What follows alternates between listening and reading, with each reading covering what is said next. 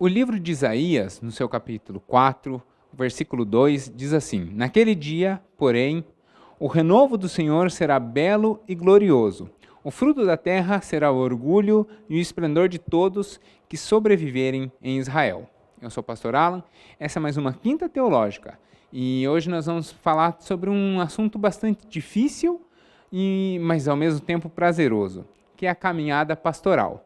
E para isso eu convidei um pastor que já tem uma caminhada pastoral bastante estabelecida, já uma caminhada pastoral bastante bem fundamentada, e esses homens cuja vida foi dedicada e honrada ao ministério, a Bíblia chama eles de carvalho de justiça. Então hoje eu vou conversar com um pastor que a gente pode tranquilamente chamar de carvalho de justiça, um amigo, pastor Edson Barbosa.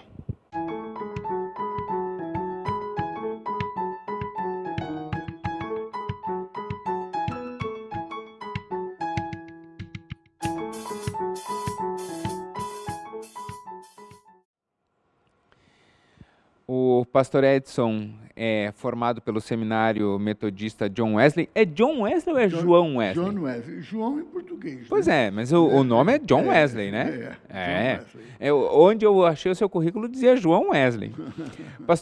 Pastoreou várias igrejas no Brasil, inclusive, principalmente aqui no sul do Brasil. Foi diretor da Cruzada Regional Estudantil e Profissional para Cristo. É fundador do Projeto Renovo, professor do Haggai, foi capelão hospitalar. Quer dizer, é alguém que tem uma trajetória grande no ministério pastoral, não é verdade? Graças a Deus. Bacana. Pessoas como o pastor Edson, a Bíblia chama de carvalhos de justiça. São pessoas que a gente tem como referência. E por isso, desde já eu quero lhe agradecer a oportunidade do senhor vir conversar conosco hoje, mas para ser pastor, a gente precisa ter um requisito, que é ser cristão, né? E aí, eu conheço já a sua história, não sabia que o senhor tinha um filho também ilustre, que nós vamos revelar daqui a pouco quem é, mas nem todo mundo conhece a sua história. Como aconteceu a sua conversão? Como o senhor conheceu a Cristo e optou por caminhar com Cristo?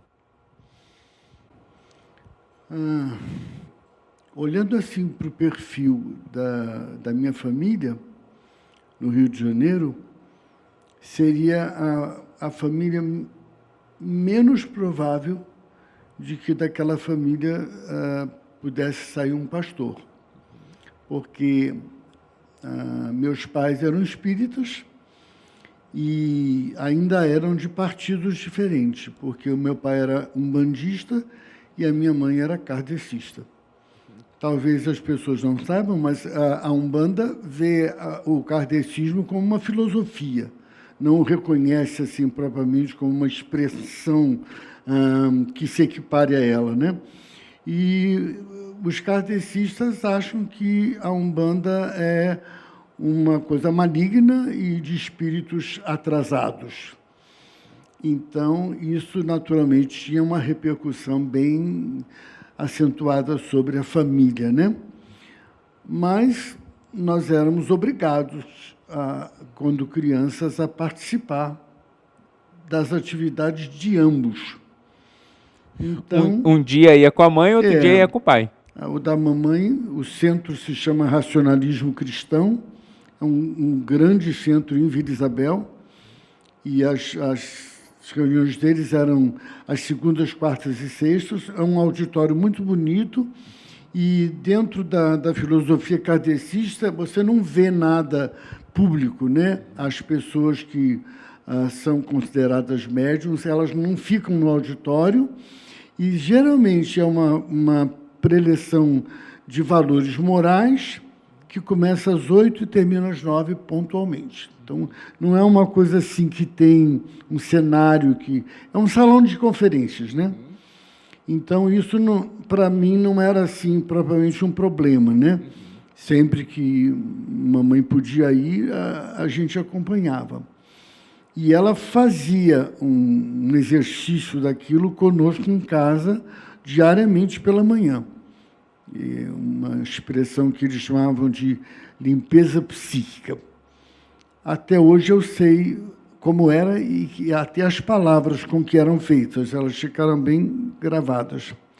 Mas em casa, era uma casa pequena, e as sessões de Umbanda eram sempre no sábado, mas elas começavam na sexta-feira, por volta das 8 da noite, e iam até sábado, sabe lá até que horas, né?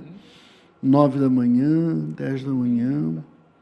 Meus pais eram pessoas moralmente sãs, mas com esse comprometimento mesmo com aquilo que nós hoje reconhecemos como algo que não é do Senhor, né? Mas interessante que, apesar de tudo isso, nenhum dos meus irmãos, nem eu, se tornou espírita. Eu tenho uma irmã que é líder da Igreja Católica Carismática, atuante.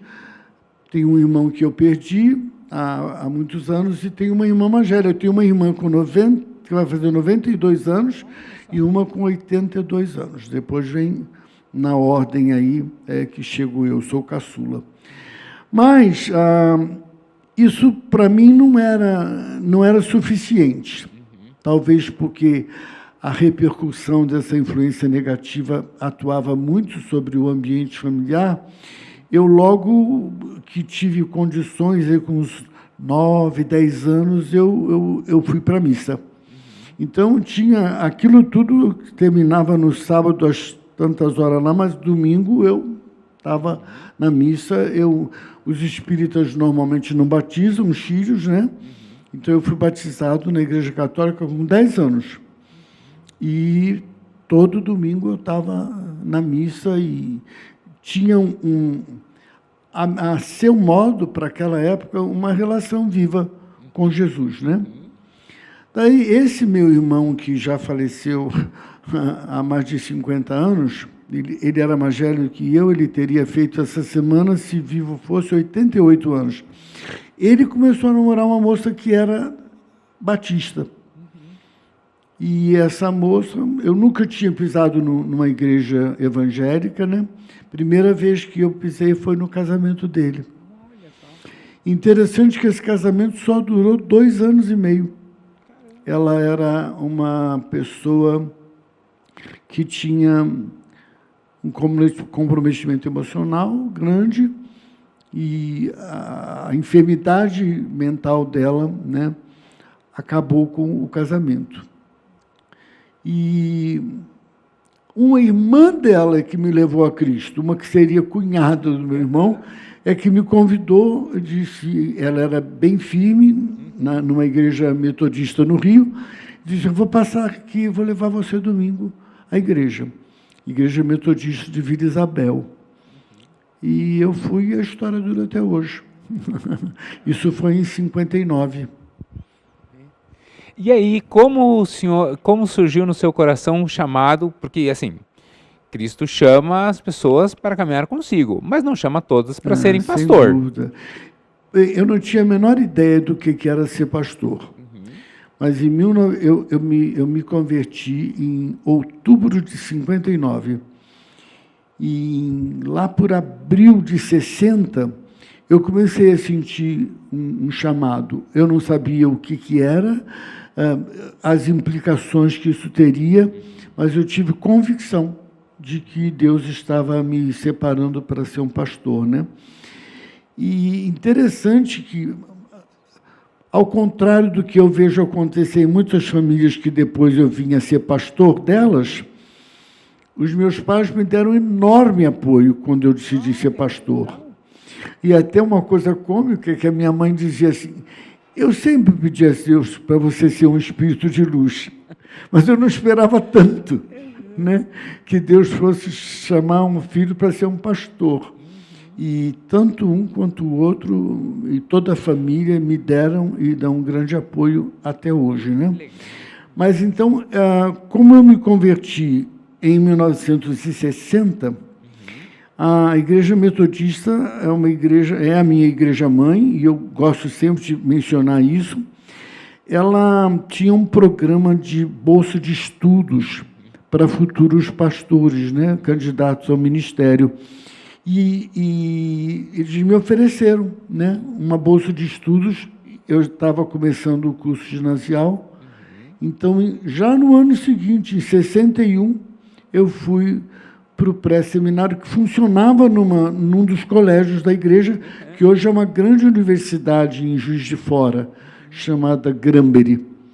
Eu fui estudar no Granbury em 61. Mas eu já fiz 16 anos no pré-seminário. Você cursava os estudos regulares e, ao mesmo tempo, tinha um capelão, alguém cuidando da sua vida como um aspirante, que eles chamavam de aspirante ao ministério, né? Lá eu concluí o primeiro grau e me mudei em 64 para São Paulo. E trabalhei nos escritórios gerais da igreja. Depois, naquela época, estava muito forte o movimento da teologia da libertação, entrando com muita força, especialmente nas igrejas evangélicas mais históricas, né? Luteranos, presbiterianos, metodistas. E eu conheci, numa reunião geral da igreja no Rio, eu conheci um pastor que está vivo, com 92 anos, chamado Erasmo Ungaretti. Ele é pastor em Porto Alegre. E numa tarde saímos para caminhar um pouco ali na Praia do Flamengo, onde tem outra universidade metodista, que é o Bennett, e conversando com ele, quis conhecer um pouquinho mais sobre mim. Eu ainda era bem jovem, né? E aí eu falei, estava nesse processo, estava para o seminário maior, que a gente diria, é lá em Rio de Ramos, né? Lá em São Bernardo do Campo, a grande casa dos profetas. E os outros seminários regionais, como o de Porto Alegre, era considerado assim, meia boca, assim, para uma maquiagem pela metade. E aí, naquela tarde, conversando no meio de uma areia da praia lá, com quem eu fui dar uma caminhada com esse pastor, que eu não conhecia, ele se apresentou, dizendo quem ele era, e falou, olha, quer um conselho? Não vai para lá, para esse seminário, porque eles têm uma linha que eu acho que não é a melhor e tal. Mas eu sou diretor do seminário em Porto Alegre. E se você, de fato, tiver intenções, interesse, eu dou uma bolsa de estudos para você. Aí não deu outra. Em 66, eu estava entrando no seminário em Porto Alegre, na Igreja Metodista Wesley, que é um templo belíssimo que tem lá, que é... Essa igreja está fazendo 108 anos agora, está com grandes festejos para celebrar. É uma das arquiteturas de igreja mais bonita que tem no país, em termos da forma como ela foi concebida. E ali eu conheci a que seria minha esposa. Ela era organista lá, e eu fiquei como pastor, coadjutor lá, o ano de 66 e 67, e fazendo o seminário. Em 68, eu fui nomeado pastor da Igreja Metodista lá do bairro Menino Deus, e nos casamos, nos formamos no dia 7 de dezembro, e casamos no dia 14 de dezembro, de uma semana depois, de 1968. E no concílio de janeiro de 69, fomos mandados para Santana do Livramento, lá para a fronteira do Uruguai. Aí começou a comer muito alfajor, inclusive. Com muita alegria. E né? doce de leite, né? Sem dúvida. Aqueles 6 anos de pastorado lá foram das minhas melhores memórias da vida. Eu fiquei pastor. Eu hoje, quando vejo os pastores com tanta dificuldade numa igreja, eu me lembro de uma época que eu era pastor em 3 cidades diferentes, né? Eu era pastor em Livramento, em Rosário do Sul, que estava a 100 quilômetros de Livramento, e em São Gabriel, que estava a mais 68 quilômetros, tudo isso na direção de Porto Alegre. E eu pregava no domingo de manhã na igreja de São Gabriel, o culto era às 9, terminava, entrava num carro correndo, ia para Rosário, pregava em Rosário às 11. São Gabriel fazia primeiro culto, depois a escola dominical. E Rosário fazia o inverso, né? Fazia a primeira escola dominical, eu chegava para o culto às 11, eu não tinha carro, não sabia dirigir. Os 100 quilômetros de Rosário a Livramento levavam 3h30. Sim. Porque a estrada não Sim, era asfaltada. era outro tempo, os carros eu pegava eram 3 outros. carros para voltar para casa. Eu chegava geralmente em casa às 4h e me preparava para o culto das 7, em Livramento. Quer dizer, eu ainda pregava todo domingo nas 3 igrejas, né? Não sei se aquela turma daquela época era mais ousada, mais corajosa, mas também não tinha outra alternativa. Mas o que me ajudou muito em Santana do Livramento é que as cidades do interior geralmente têm carência de uma liderança, assim, de pessoas para ocuparem determinadas funções. Naquela época, não pegava sinal de TV do Brasil, lá naquela região ainda, mesmo em Livramento. Mas pegava muito bem a TV do Uruguai, TV 10, Canal 10 de Rivera. Então, a porta se abriu porque, no fim do primeiro semestre lá, eu fui convidado para ser secretário de Educação. Eu que dei início ao primeiro curso superior lá, que não tinha nada, criando a Faculdade de Ciências Contábeis. E, naquela época, nós estávamos nos regimes militares, de exceção, lá é a área de segurança nacional, então o prefeito não era eleito, era nomeado, né? Sim. E eu fui como me projetei um pouco no cargo de secretário de Educação, eu fui convidado para ser chefe de gabinete do governo. E aí cumpri, era um general, que era o primeiro prefeito, depois ele se aposentou e um advogado da cidade assumiu, pediu que eu permanecesse. Então, eu acumulei o trabalho da faculdade, o trabalho de chefia de gabinete, né? E aí eu soltei a Secretaria da Educação, porque eu não dava conta. E a igrejas, né? Acho que as igrejas nunca cresceram tanto como naquela época. Mas, por isso, eu digo que foi um tempo muito, muito frutífero, né? Sim. E a televisão, que não tinha do lado de cá, eles não tinham outra coisa para ver, eles eram obrigados a me ver. Então, teve uma época que eu tinha, ao mesmo tempo, 3 programas de televisão. Eu tinha um programa chamado No Mundo da Criança, tinha um outro só de entrevistas. Então, todo mundo relevante que passava lá, quem era chamado para entrevistar era eu, no Canal 10. E tive um outro chamado Música, Fé e Inspiração, que era um tipo Jô Soares, assim. Batia papo, cantava, tocava e entrevistava pessoas. É uma escola, né? A gente poder fazer isso na casa dos 20 foi uma dádiva. Mas o senhor falou aí de música, fé e inspiração. A minha próxima pergunta é justamente nesse viés. Eu sei que a literatura, e especialmente a música, tem um papel significativo na sua vida. Qual é o papel da música na sua vida? Eu diria que ela é o papel e as cópias. Tudo na minha vida, eu sou uma pessoa que escuta música o dia inteiro. E, para mim, eu não posso dizer propriamente que eu tenho preferência. Se é uma música de boa qualidade, ela pode ser gênero eclético. Eu posso escutar, hoje de manhã, a manhã inteira, música clássica, e escutar um samba de roda a tarde toda. Tudo depende da qualidade daquele trabalho, né? Mas eu nasci na entrada do Morro da Mangueira. Então, eu nunca ocultei que a música estava na minha veia e que ela, sobretudo a música popular brasileira, que eu acho riquíssima, né? Eu acho que nós temos grandes talentos. E uma das minhas preocupações atuais é que, pela perspectiva de idade, nos próximos 5 a 8 anos devem morrer nossos grandes talentos. Deve morrer Chico, Bethânia, Gal, Milton Nascimento, Paulinho da Viola, Djavan, essa turma toda vai morrer. E não tem sucessores, né? O que está aí é muito pobre.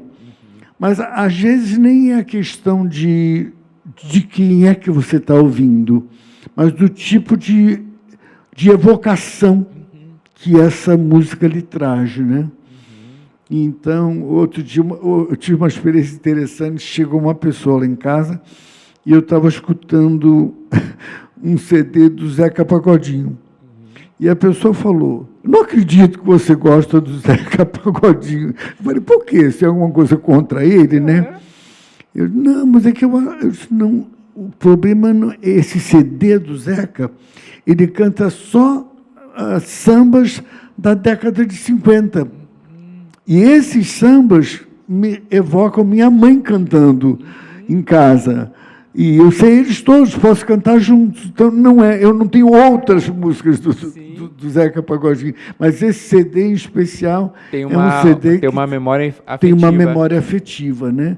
E realmente nós temos a música, ela tem um componente terapêutico muito grande, muito grande. Ela pode te tirar da prostração para a alegria, né? Agora, há uma diferença entre você ouvir uma música de má qualidade e ouvir uma música de vertente diferente, né? Aquilo que pode, até de acordo com o passar da nossa vida, algumas coisas que a gente nunca escutava, a gente começa a escutar, né? Mas eu acho que a música é essencial ao nosso humor, à nossa cultura geral, à nossa qualidade emocional. Eu acho que música é uma coisa divina. Se você quiser compreender um pouco do papel da música no culto, tem uma entrevista bem legal, com uma pessoa que o senhor conhece, que é o seu filho. Quem é o seu filho? Bom, eu entendo que você está perguntando de um filho específico, né? Esse meu filho que você se refere é o Samuel Barbosa. Então, para quem não sabe, o pastor Edson é o pai do nosso ministro de louvor aqui da igreja, o pastor Samuel Barbosa. Na verdade, ele é que é meu filho. Ele que é o filho, é verdade. Samuel é o filho do pastor Edson. Mas dentro dessa ideia de música, ela é uma forma de expressão e contemplação do belo. Então, assim como a literatura, que aí é muito da minha área, é possível ver a beleza de Deus além da Bíblia ou além das músicas da igreja? Alguns dos melhores livros que eu já li e que eu considero inesquecíveis não são livros cristãos. Eu não coloco a Bíblia nesse patamar, evidentemente. Estamos falando aqui mais de uma literatura genérica. Eu não posso dar opinião sobre algo que eu não conheço.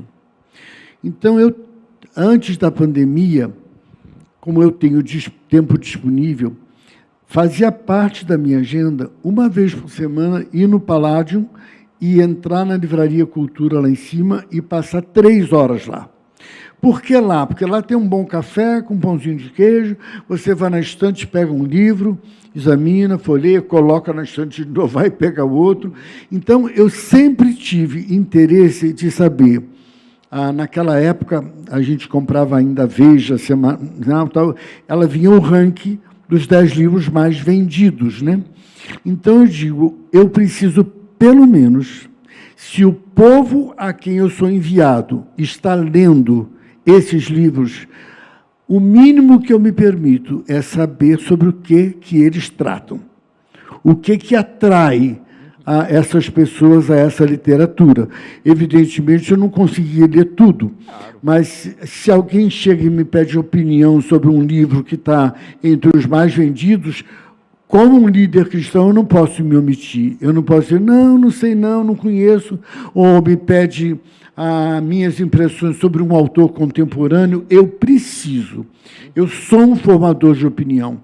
Então, eu preciso me revestir da responsabilidade que isso me traz. Agora, unindo a questão de literatura, a questão de música e de outras todas formas de expressão cultural, hoje está uma maravilha, hoje tem tudo isso aí no YouTube, tudo de graça, quer dizer, os cantores que eu curtia há 40 anos atrás, Johnny Metz, Tony Bennett, essa companhia está toda aí. Tem tudo com som estereofônico de primeira e de graça ainda, nem precisa comprar DVD mais, né? Tem tudo aí. Eu não posso acreditar no belo, no estético, no que é profundo, culturalmente, dissociado de Deus. Porque eu creio que a Bíblia fala que toda dádiva e todo dom perfeito vem do Criador. A minha responsabilidade é selecionar o que eu ouço e avaliar se vale a pena ser ouvido. É avaliar o que estão me oferecendo para ler e ver se o conteúdo justifica isso. Mas eu não creio que onde entra uma manifestação de cultura, de estética, de poesia, de qualidade, possa ter outra fonte que não seja Deus. Porque a Bíblia diz que toda dádiva, todo dom perfeito procedem de Deus, né? Então, nesse sentido, eu sou privilegiado, porque eu tenho lido muito, né? Ainda leio muito, e posso indicar para os homens que caminham comigo numa mentoria, posso colocar livros nas mãos deles, que normalmente um pastor não colocaria nas mãos deles para eles lerem, né? Até para desenvolver neles um pouco do senso crítico. E na parte de música eu diria assim que eu tenho ensinado um grupo de homens que nunca se dava ao prazer de ouvir música, a ouvir, desfrutar e valorizar. E nessa caminhada, o senhor, a gente já consegue ver que é uma pessoa que tem uma formação bastante eclética, tal, mas o senhor também se aventurou numa formação tanto quanto diferente. O senhor estudou no Paraguai, morou e estudou no Paraguai um tempo. Como foi estudar no Paraguai e por que o senhor foi estudar no Paraguai? Na verdade, foi no Paraguai porque foi lá que a porta se abriu, né? Eu já tinha sido, anos atrás, capelão aqui no Hospital das Clínicas e no Hospital Evangélico. Só que, na nossa realidade, eu não posso falar dos outros países da América do Sul ou Latino, porque eu não tive vivência a não ser no Paraguai. A figura do capelão é de um pastor que entra no quarto de um paciente e lê um trecho da Bíblia e faz uma oração e vai embora.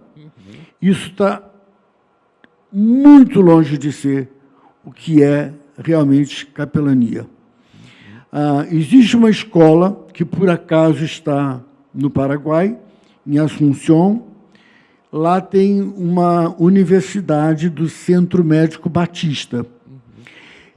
Esse modelo é copiado da Europa e dos Estados Unidos, onde a figura do capelão não é propriamente uma figura religiosa, mas onde o capelão é um profissional da área de saúde.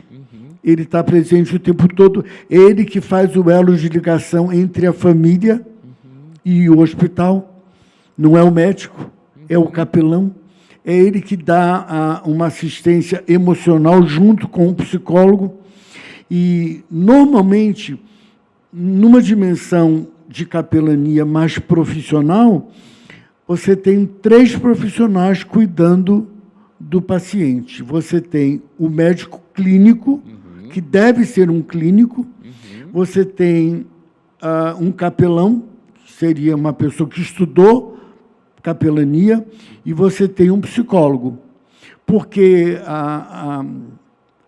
na nossa geratriz tem um corpo físico, tem uma mente, que seria relacionado mais com alma, e tem um espírito.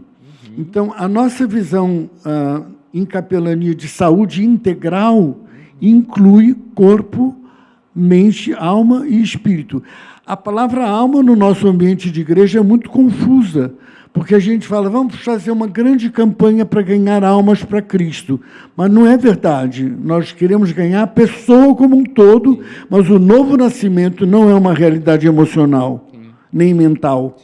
Ela é uma realidade espiritual, né?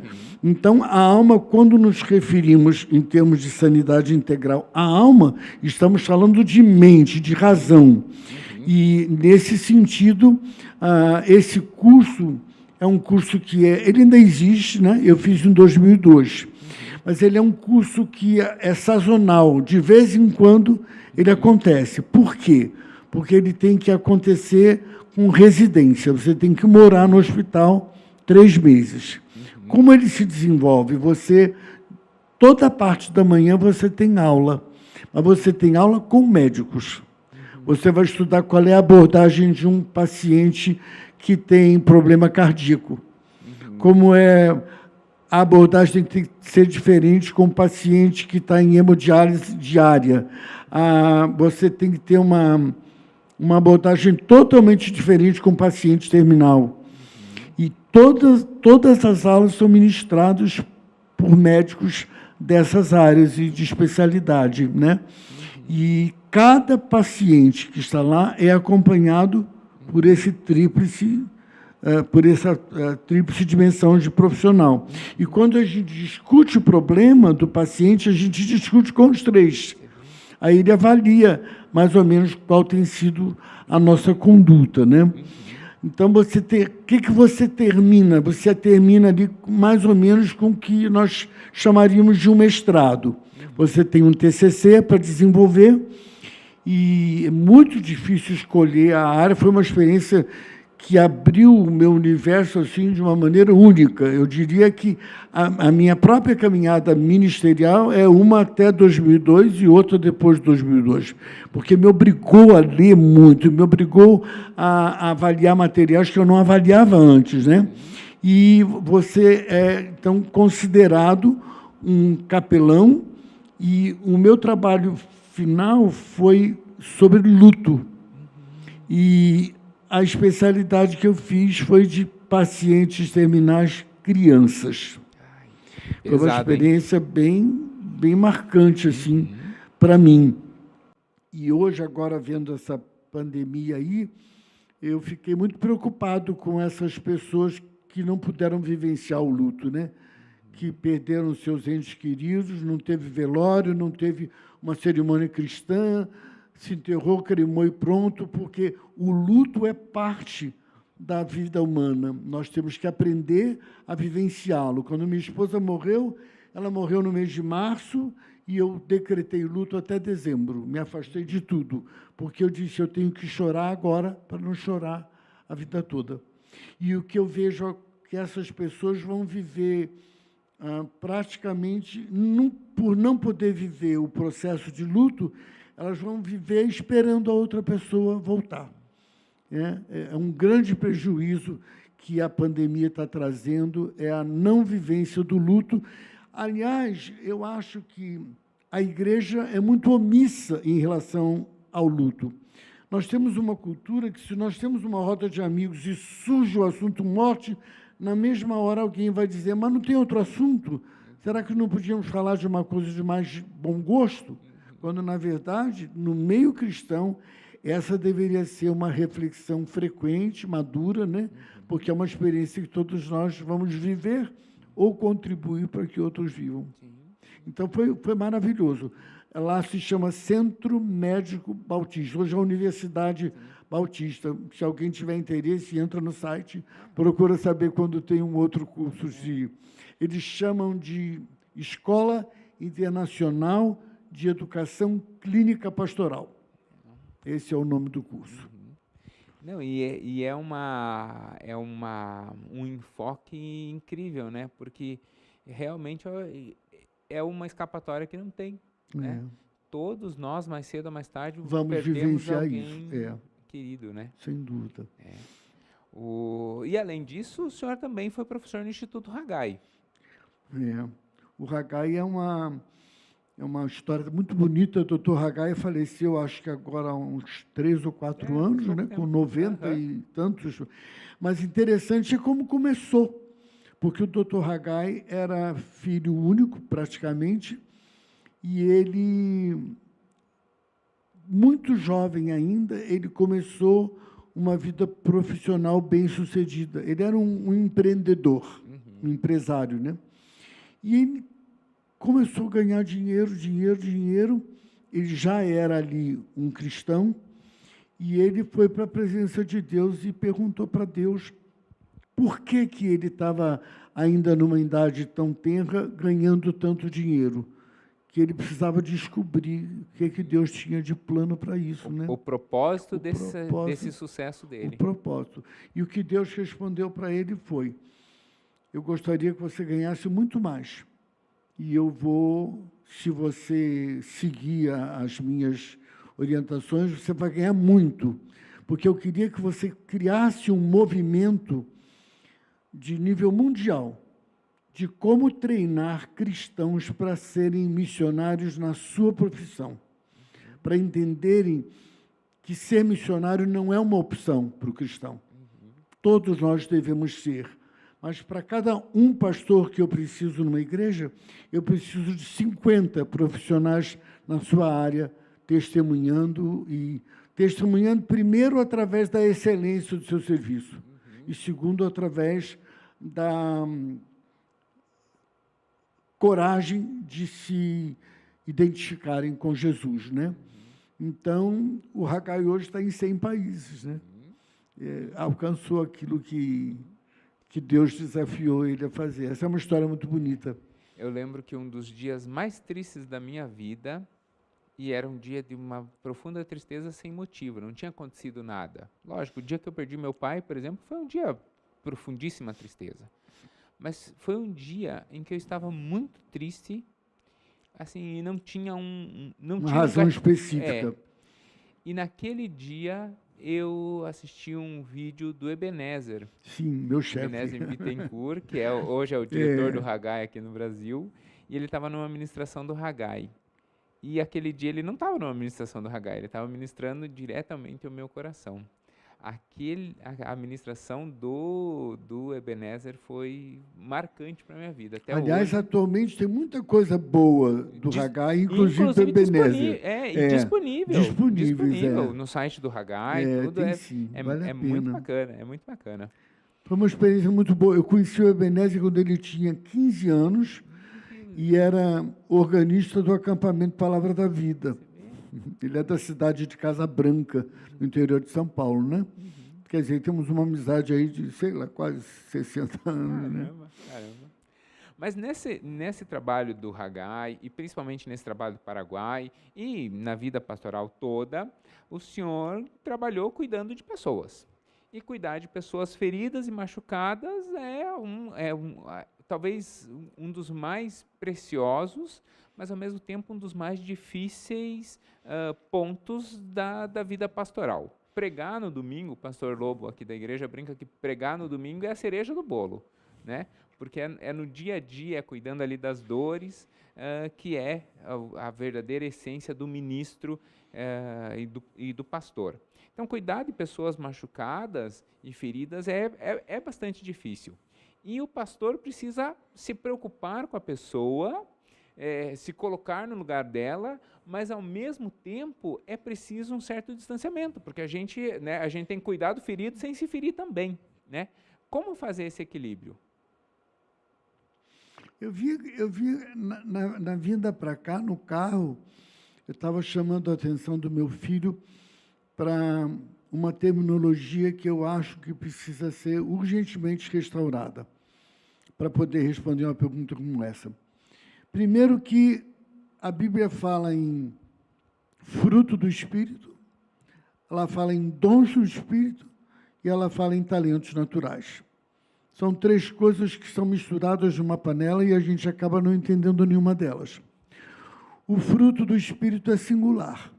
Toda pessoa nascida de novo recebeu o fruto do Espírito, mas ele é singular, ele não é plural. Isso significa que, quando eu nasci de novo, eu recebi uma série embrionária de capacitações para viver a realidade do reino. Todas aquelas dimensões do fruto do Espírito, amor, alegria, paz, bondade, benignidade, fidelidade, mansidão, domínio próprio, elas são para a nossa vivência em comunidade de fé. Capacidades para nós edificarmos a igreja. Mas eu diria assim, numa metáfora, que é como se fosse uma grande bergamota, que a gente é um fruto só, mas que tem diversos gomos, que seriam essas manifestações do Espírito. Mas dons espirituais é outra coisa. Dons espirituais, eles... preciso retornar um pouquinho. O fruto do Espírito é para desenvolver o caráter de Cristo na minha vida. Todas aquelas expressões, elas são como se fosse uma descrição da pessoa de Jesus, né? Agora, os dons espirituais, estes sim, são ferramentas para que nós usemos no contexto da igreja. Quando eu digo contexto da igreja, eu não estou falando do templo, não estou falando da localização geográfica, eu estou falando do corpo de Cristo mesmo. Da comunidade. Né? Da comunidade. Uns edificando aos outros. Então, uns, de acordo com o histórico de vida que tiveram até antes da conversão, crescem mais depressa em algumas áreas que já era meio moldada no seu caráter, e outros crescem em outras, mas, na verdade, esse processo vai do novo nascimento até o dia que a gente morre. Sim. Né? Sim. O caráter de Cristo é formado em nós através do desenvolvimento do fruto do Espírito. Agora, quando a gente está falando em dons espirituais, aí sim a gente está falando em capacidades, vai nos identificar áreas de ministério onde um pode atuar, outro não deve atuar, onde uma pessoa vai muito bem. Nós perdemos de vista isso quando fazemos uma eleição para cargos na igreja. Quando a gente nunca fez na igreja um laboratório de pesquisa sobre como descobrir dons espirituais. A Bíblia, uma corrente fala em 12, outra fala em 21, não tem problema, não vamos discutir por isso, mas são capacidades dadas por Deus para que nós possamos cumprir o ministério. Nós entendemos que uma pessoa que foi para uma faculdade de teologia e se formou em teologia é um pastor. Mas isso tem massacrado uma série de pessoas que não têm nenhum dom de pastoreio. Sim. E que são obrigadas a estar numa posição que não corresponde. Uma pessoa pode ser um mestre na palavra, ser um excelente pregador e ser um fracasso como pastor. Porque o dom de pastor é uma coisa. Tem alguns que... tem um trecho na Bíblia lá que descreve os dons, fala em pastor-mestre. Nós temos alguns pastores que têm o cumulativo. Além de ter o dom de mestre, que é o dom de ensinar a palavra, eles também têm o dom de pastorear, que é cuidar do rebanho. Mas eu conheço excelentes mestres que são um fracasso como pastores. E conheço pastores que o que eles sabem dá para o gasto. Eles não são conferencistas da palavra, né? Mas eu sinto que nós estamos numa crise muito grande, porque cada vez temos menos pastores. E o povo anda cada vez mais precisando ser pastoreado.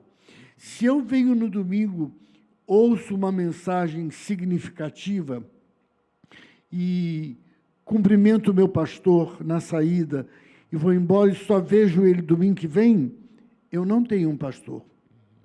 E as minhas necessidades são imediatas.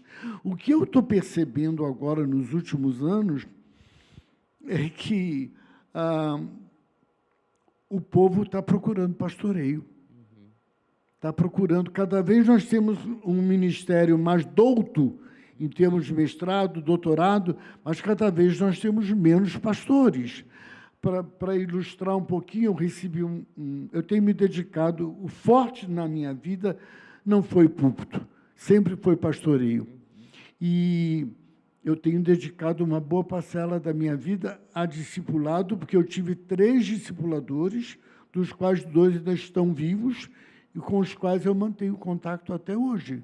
Um deles é o Paul Landry, que é diretor lá de uma missão grande, Mission Alive, e o Paulo era diretor da CEPAL aqui naquela época. Naquele tempo, o CEPAL não tinha missionários brasileiros, eram todos estrangeiros.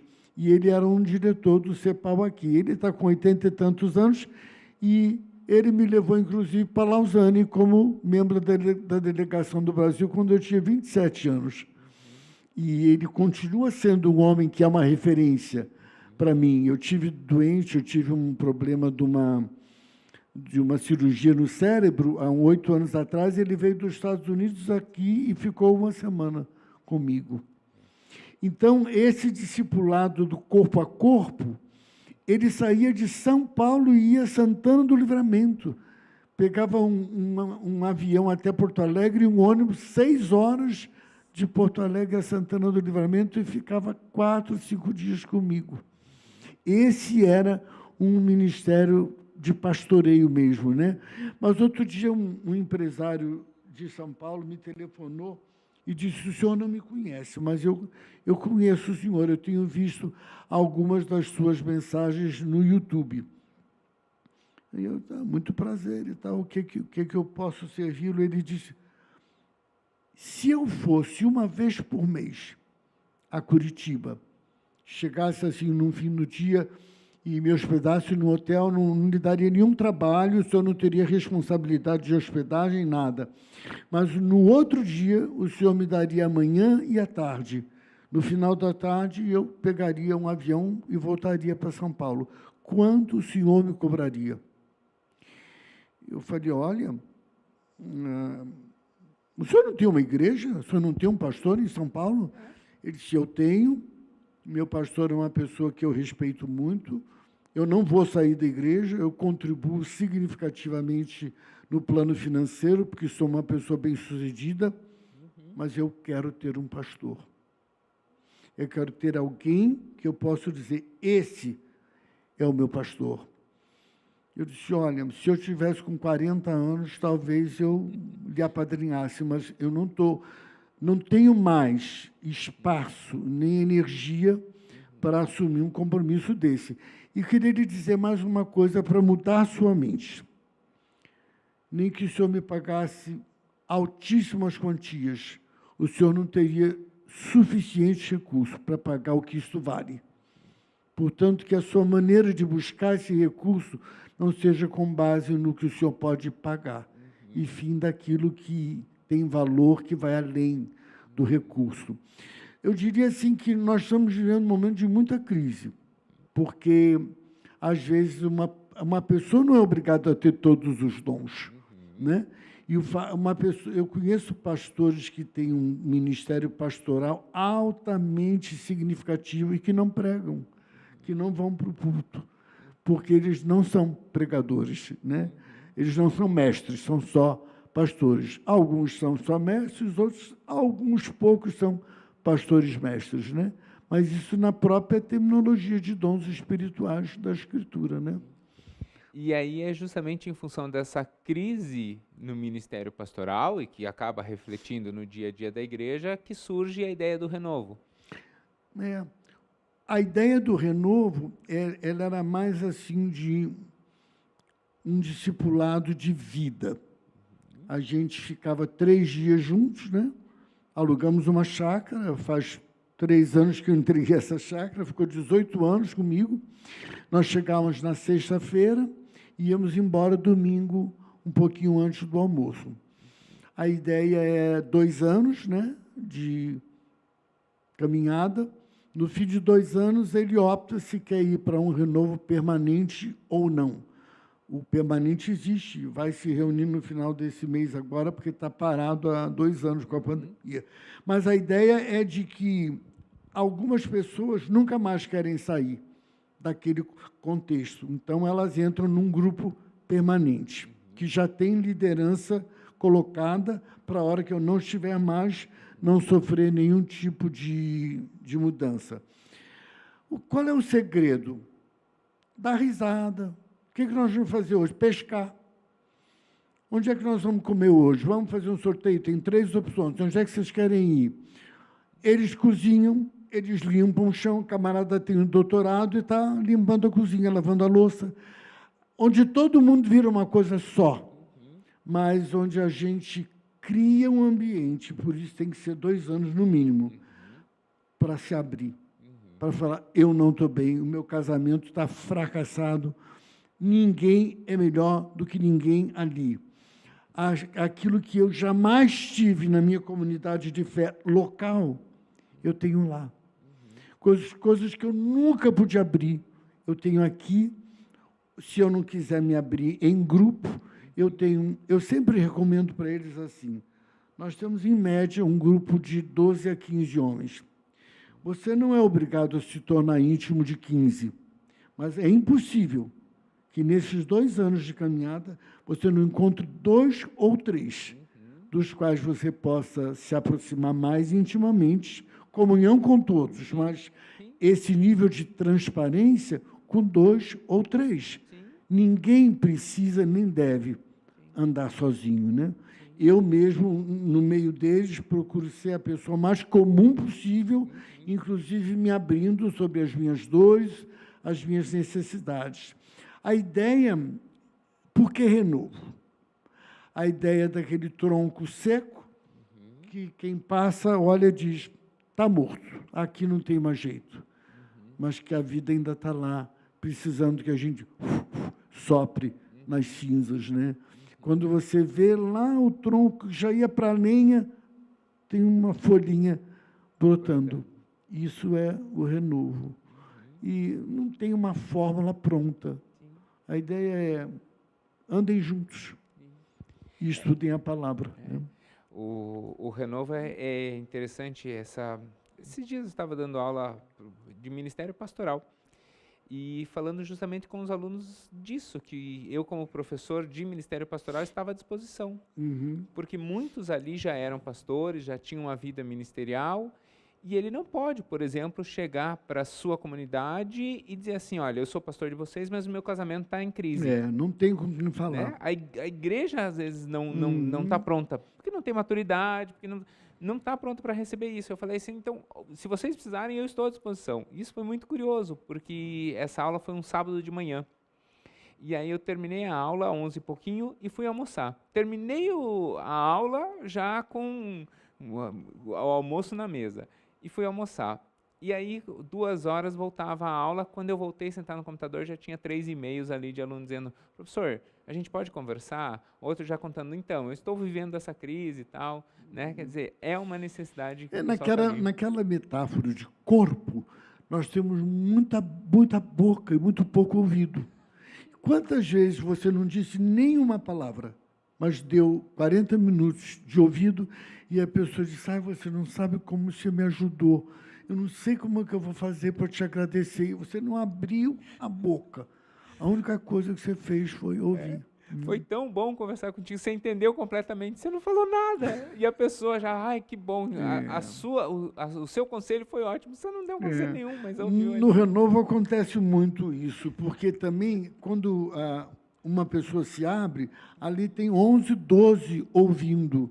Então, às vezes eu nem falei nada pessoal. O próprio grupo começa a se mobilizar entre o potencial que o grupo tem, a disposição que as pessoas são de abrir e de ouvir, que nem sempre a pessoa está, né? E o resto é Deus, eu não sei explicar, não tem uma fórmula mágica, mas o Renovo está fazendo 37 anos. Que legal. E nessa caminhada pastoral toda, com certeza o senhor já ouviu Deus falar muitas vezes, a gente ouve Deus falar ao coração, mas às vezes tem uma ou outra pergunta que a gente gostaria de fazer. Se hoje o senhor tivesse a oportunidade de sentar e bater um papo com Deus, que pergunta o senhor faria? Não precisa nem ser necessariamente da fé, mas que pergunta o senhor faria que gostaria de ter uma resposta de Deus? Antes, eu quero voltar Pois não. um minutinho à pergunta anterior para fazer uma referência que eu considero importante. Muitas vezes eu fui pressionado a tornar o Renovo um ministério legal. CPE, CNPJ, sede, tarará, tarará. Eu disse, o dia que a gente institucionalizar, ele morre. Ele é um movimento. Eu acho que muitas coisas boas não perseveraram e não permaneceram quando foram institucionalizadas.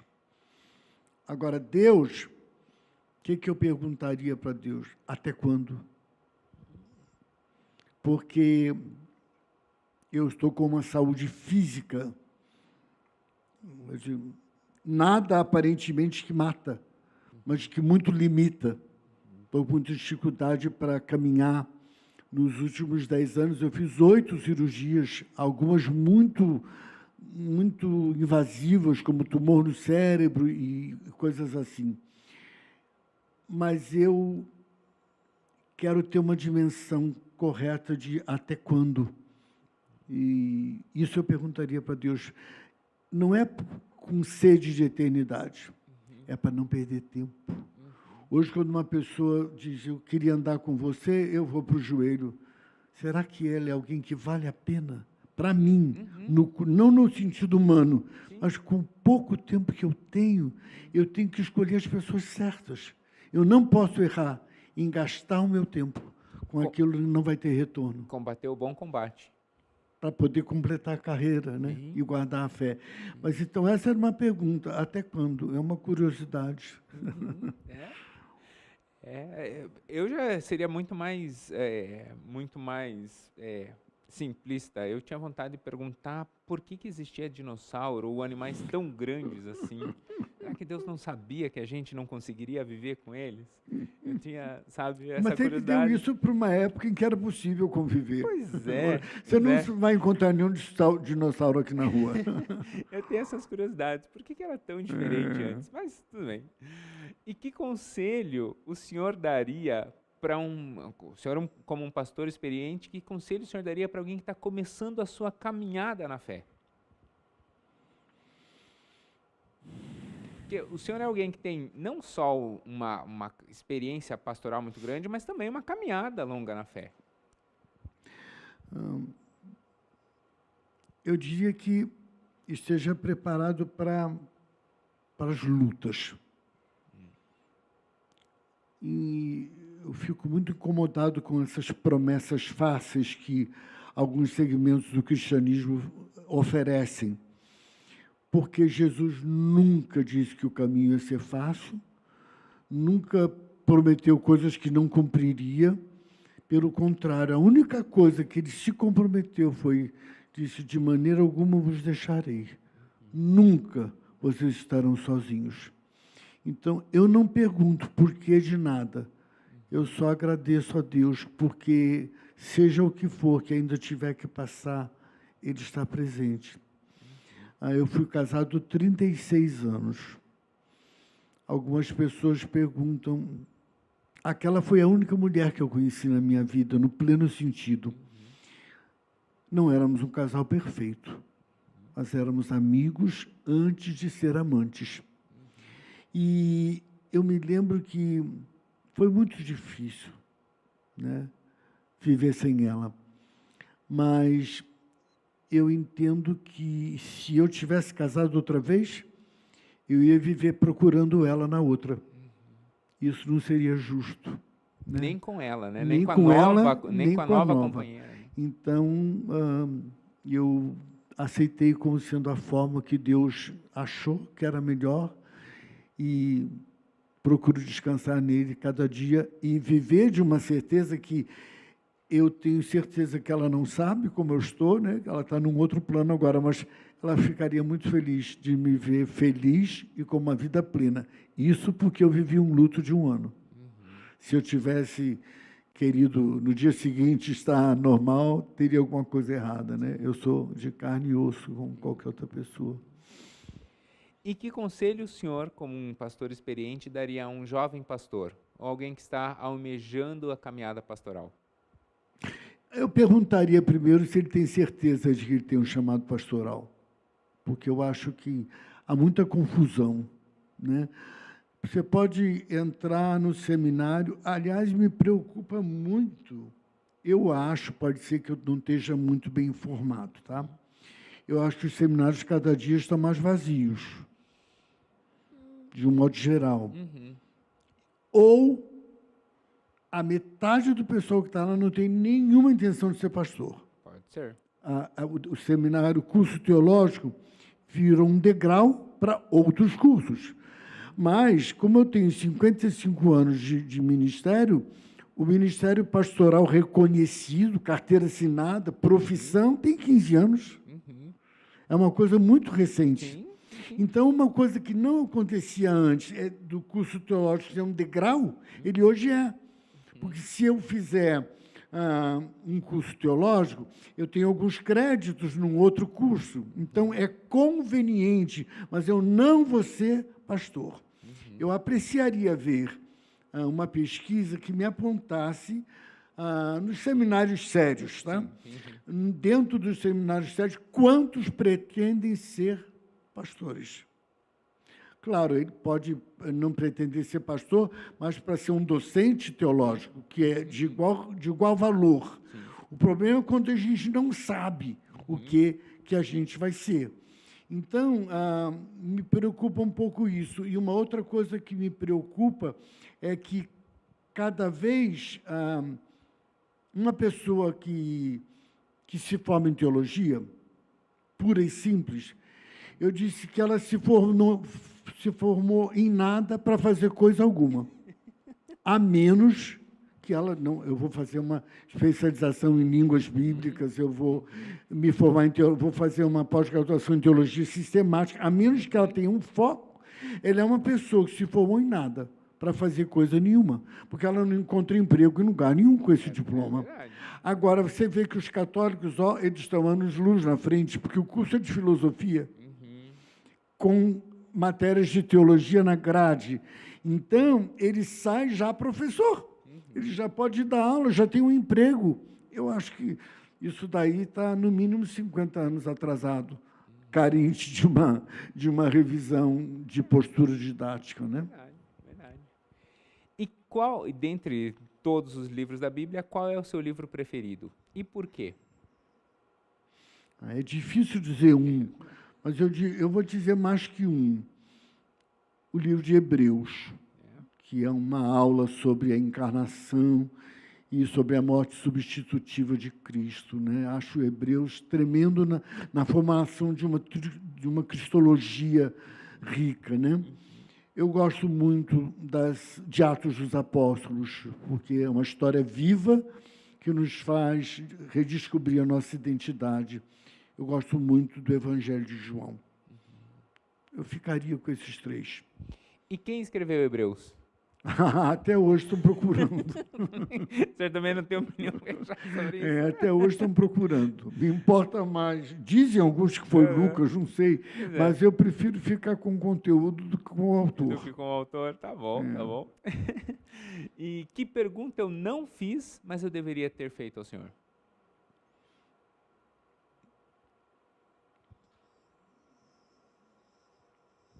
Eu sei, essa é difícil.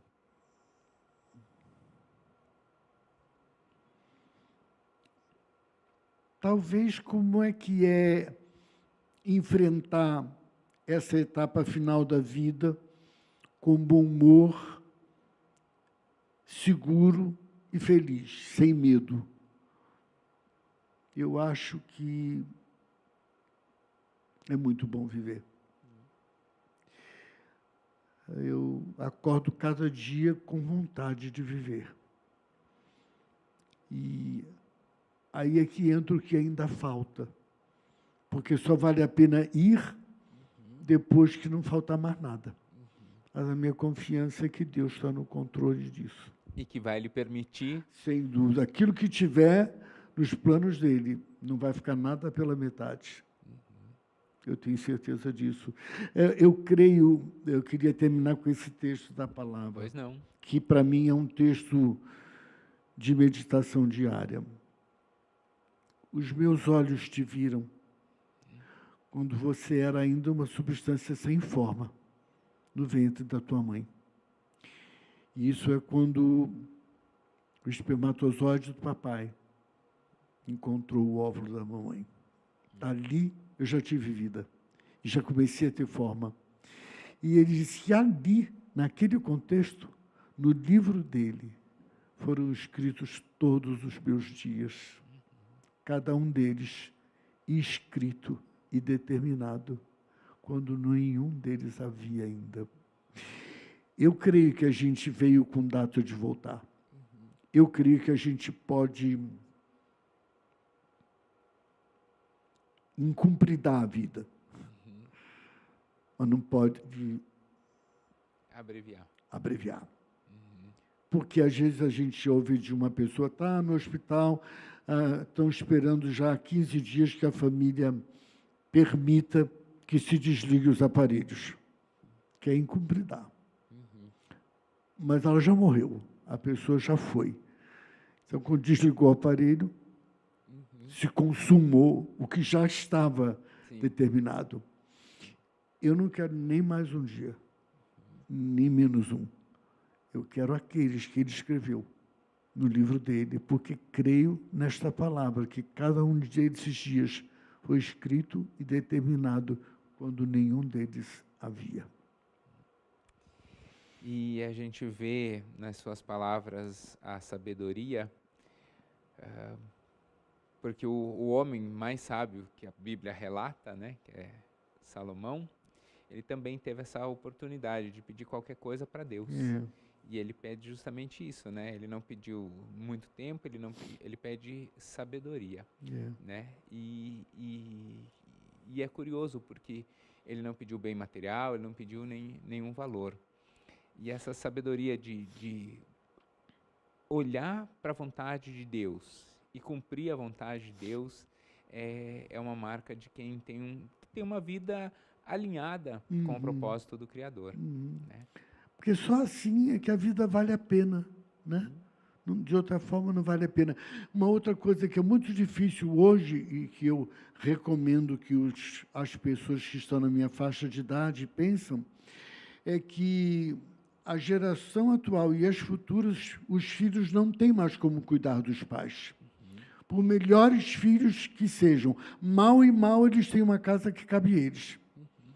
E no mundo, na sociedade contemporânea, a mulher, que era sempre a que pagava esse preço, está no mercado de trabalho. Ela sai de manhã e volta à noite. Eu vou ser posto na casa de um filho para contratar uma cuidadora para ela ficar cuidando de mim na casa dele? Então, eu vou para um lar de idosos, vou ter uma profissional dentro da minha casa, cuidando de mim. Isso não é porque os filhos são maus filhos. O mundo não permite mais. E isso cada vez vai ser de maior abrangência, né? E acho que uma grande parte dos casais que ainda estão vivos e que têm idade, esse assunto é proibido na família. Mas ele vai chegar e vai ter que ser enfrentado. E eu peço que Deus, a hora que ia tocar o apito, a festa acabe. Pastor Edson, eu queria agradecer imensamente. Nós já estamos conversando há um bom tempo. Eu sei que a gente podia conversar muito mais, porque o senhor é uma pessoa incrível, com uma sabedoria tremenda. Como a gente conversou um pouquinho antes, eu já conhecia um pouco da sua história. Eu não sabia que o Edson Barbosa era o pai do Samuel Barbosa. E aí depois eu juntei um com o outro, né? O Samuel aí me contou quem era o pai dele, e aí eu falei assim, mas eu conheço esse pastor, né? Mas queria dizer que o senhor não veio aqui, é lógico, o senhor veio porque o Samuel fechou a ponte, mas a sua história é muito maior do que simplesmente o pai de um amigo. O senhor é alguém que a vida tem demonstrado um testemunho de que realmente vale a pena servir a Deus. Então, eu espero honestamente que o senhor tenha gostado de estar aqui, porque eu queria lhe agradecer de coração. Para mim, foi muito bom conversar com o senhor. Eu já venho cutucando Samuel e a gente tentando acertar já há um bom tempo, porque é uma honra poder conversar com o senhor. Mas o nosso papo aqui só termina com o convidado orando. O senhor pode orar pela gente? Vou fazer esse sacrifício. Então, por favor. Senhor, muito obrigado por essa oportunidade de vivenciarmos a beleza do corpo de Cristo e de ministrarmos uns aos outros diante de Ti.